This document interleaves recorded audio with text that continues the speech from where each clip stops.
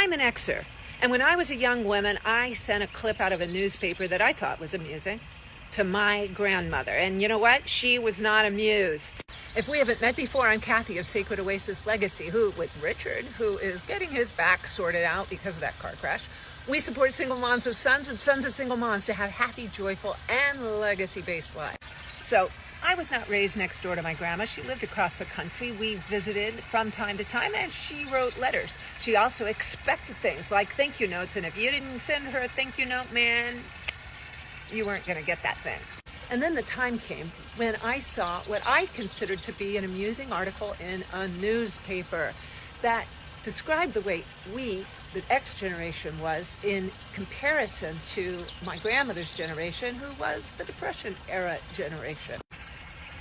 My grandmother, who, when I got to be a young adult, insisted I call her grandmother because my mother called her mother, and I should call her grandmother. That grandmother, man, she wrote me an acerbic answer back. And the fact of the matter is, it is easy, any generation we are, to think that we had it hard, or we had it that way, or our parents were this way, or the economy was that way, and you don't know how good you have it, young person in my life. And you know what would have been a better thing, as far as I'm concerned, if my grandmother could have managed it? She might have expressed a little amusement at me. She might have done some self-reflection. But you know what? She didn't live in a generation where self-reflection was much of a thing.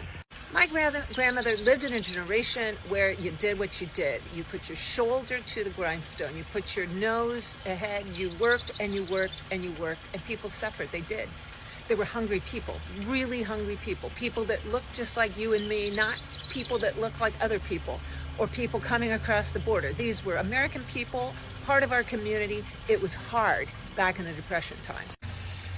What we do at Sacred Oasis Legacy is we like to reflect because, you know what, Xers and Boomers are allowed to reflect these days. We have more time and space and thought to do that than maybe our generations that came before us. And the first thing that we can do is reflect on ourselves. If you are already over the shame, because you know what, you weren't perfect, I wasn't perfect. None of us were perfect. Are you already over the shame? If so, I congratulate you.